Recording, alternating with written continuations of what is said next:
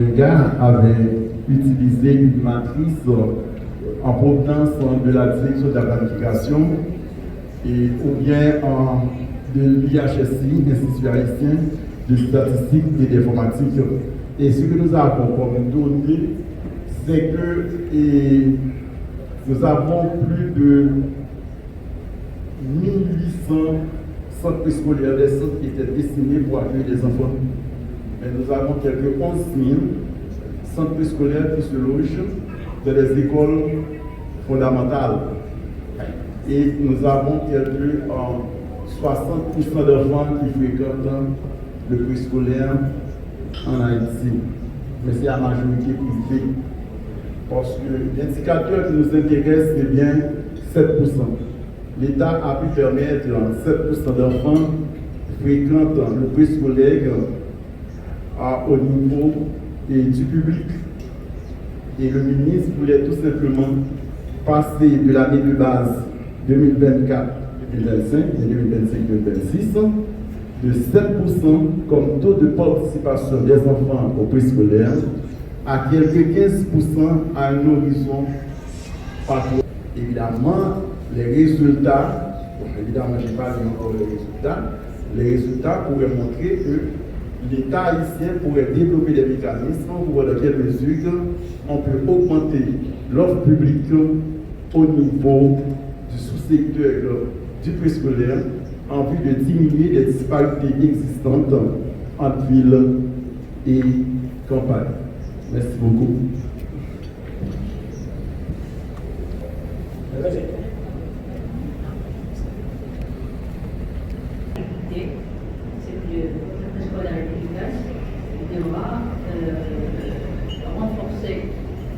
Conforter ce qui a été appris dans la famille, ceux qui étaient dans un contexte stimulant et aussi un substitut pour les enfants qui présentent un contexte peu stimulant. Mais aussi, ces références et la liste de références, elles valent aussi, est-ce qu'elles vaudraient aussi pour les enfants qui ne sont pas dans notre scolaire aujourd'hui? On n'est pas tout à fait satisfait de ce qu'on a et on aimerait avoir davantage. Et donc ça c'est, vous avez fait une proposition, vous avez dit on va passer de 7 à 15%, mais elle nous a dit mais il faut considérer que tous les enfants qui ne sont pas préscolarisés sont des candidats aussi à la préscolarisation. Donc c'est pour ça que je rejoins un peu, je crois que ces deux questions se rejoignent. Quand on a fait cette enquête, on ne part pas par ce bout-là. On se dit, qu'est-ce qu'on a, qu'est-ce qu'il faudrait avoir, et si on s'aperçoit qu'il faut faire mieux, et on se dit que pour pouvoir faire mieux, on aura besoin de ressources additionnelles. Ces ressources additionnelles, il y a deux ordres. On peut les trouver de deux façons. Une première chose, on peut les trouver dans le système lui-même. S'il y a des gaspillages dans le système aujourd'hui, ces gaspillages peuvent être réduits et abonder la possibilité d'une expansion par rapport à ça. Mais il y a aussi des ressources additionnelles qui pourraient être trouvées. Combien en faut-il? Se dire je veux 15% si je ne sais pas combien ça coûte, le ministère des Finances il va rigoler. Et si on lui donne une somme qui n'est pas possible, forcément il faudra discuter et arbitrer que au lieu de faire 15%, ce sera peut-être 12% qui sera possible. Je ne sais pas. Mais on ne peut pas en juger par avance.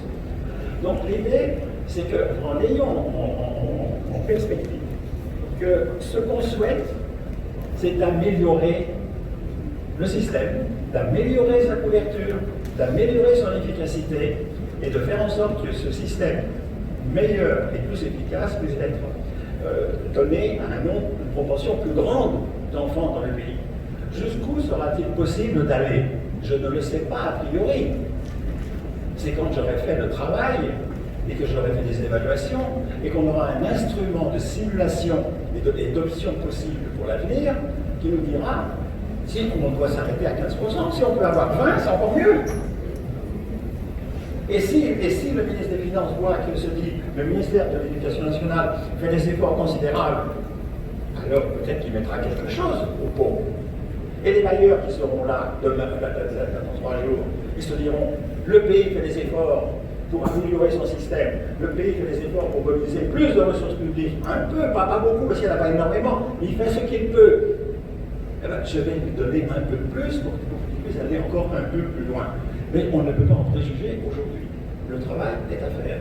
Donc on l'initie par la connaissance, par les balises et par les discussions, et puis ensuite l'utilisation d'instruments de simulation qui nous permettra de dire jusqu'où on peut aller et jusqu'où il apparaît difficile d'aller.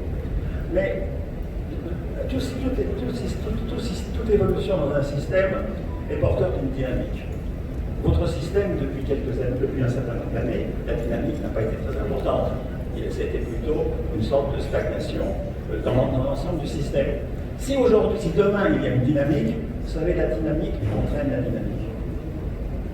Et par conséquent, ce qu'il faut, c'est engager un mouvement de dynamique. Et c'est ça l'objectif, le vrai objectif de notre travail. Voilà comment je peux faire ça. Est-ce que ça répond à vos questions? Et votre réponse c'est vraiment bien, mais tout simplement, nous pourrions savoir est-ce que vous avez tenu compte de l'existant. Alors, les données que nous avons au niveau du ministère, que ce soit au niveau de la direction de la planification, que ce soit au niveau du système d'information pour la gestion de l'éducation, et que ce soit au niveau de l'Institut haïtien de statistique et d'informatique qui intervient au niveau des ménages 0,5 ans. Nous autres, parce que moi je parle en connaissance de cause, puisque moi je suis un ex-directeur de la planification, parce que nous autres nous intervenons au niveau des écoles. C'est pour ça que nous parlons de statistiques scolaires et statistiques démographiques. Il faut les accoler afin d'avoir un degré de fiabilité au niveau des données. Parce que moi je travaille dans l'intervalle 75 à 85%. En raison des biais qu'on peut tester dans les collectes, etc. Mais moi, j'aurais aimé savoir est-ce qu'on se rabatte vers les données existantes pour mener à bon port la barre de votre enquête, etc. Merci beaucoup, M. Alain Piga. Merci. Bon, je dirais l'existence, d'abord, qu'est-ce qui existe dans le pays, dans les écoles? Et ça, l'enquête, elle est faite pour le décrire, et la connaissance qu'on en avait était faible. Donc la connaissance qu'on en a maintenant, elle n'est pas parfaite, mais elle est significative, elle sera, vous le verrez, significativement meilleure. Quand on tient compte de l'existant. Est-ce qu'on tient compte de la deuxième dimension de l'existant? C'est l'existant de la focalisation des objectifs par le pouvoir politique. C'est-à-dire, on va faire ça, on va faire ci, on va faire comme ça. Et donc, on parlait de la structure de communication, des choses de ce genre, c'est cela. On n'en a pas tenu compte. L'idée, c'est qu'on doit vous donner, le travail sur l'enquête va pouvoir analyser ce qu'il y a et ce qu'on peut faire et quels sont les choix possibles. Ces choix possibles vont parfois correspondre à ce que le pays avait imaginé, parfois ne pas correspondre à ce que le pays a imaginé. Donc l'idée, c'est qu'à la fin de cet exercice, disons à la fin de la semaine, il y ait une sorte de convergence entre le principe de réalité et le principe de perspective souhaitable défini par les gens qui réfléchissent dans le pays. Dans tous les pays où on va, il y a toujours des gens qui pensent l'avenir du système. Ça, c'est fatal, c'est obligatoire. Et l'évaluation arrive à un moment, et donc tout ça doit se remodeler ensemble pour construire ce qui sera, ce que j'ai entendu ce matin, définir la politique nouvelle. Qui s'appuiera partiellement sur les résultats, partiellement sur les objectifs du gouvernement, et il faudra trouver quels sont les équilibres les meilleurs du point de vue du gouvernement. À la fin, c'est le politique qui décide. Voilà. Est-ce que ça, c'est clair? Vous allez écrire, par exemple, à la rubrique temps sur l'année, eh bien, ça varie entre 400 et 1200, et ce qui est pertinent d'après l'expérience internationale, c'est 650 à 700. Donc vous allez vous faire votre petite liste qui caractérise sur chacun des points le résultat de ce qui existe dans le pays et qu'est-ce qui serait intéressant de considérer pour faire évoluer la situation dans les années à venir. D'accord?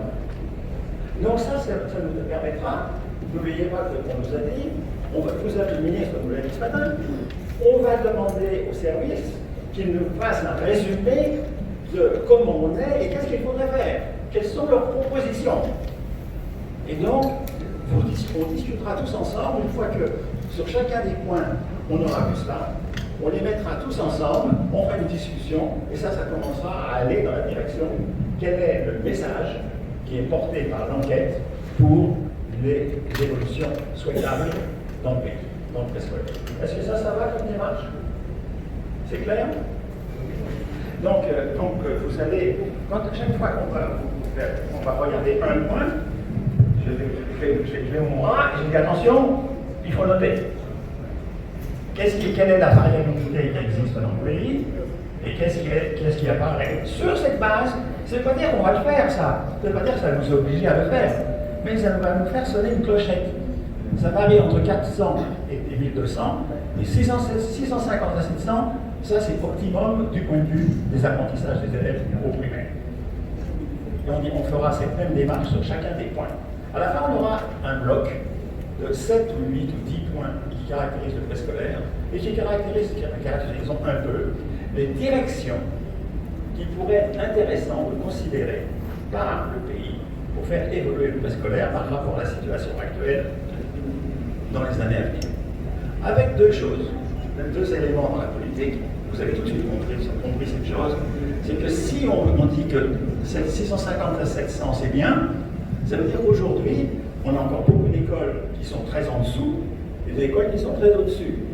Et l'idée, c'est comment, pour la politique, c'est un élément, comment pourrait-on imaginer l'évolution de la convergence progressive de la disparité qui existe aujourd'hui vers la norme qui devrait exister demain.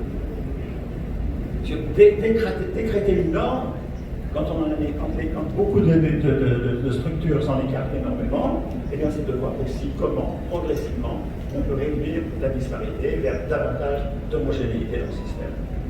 Donc vous voyez, sur ces points, sur chaque point, on dira, voilà la dispersion, elle est grande, il faudra la réduire. La réduire autour de quel point, tel endroit.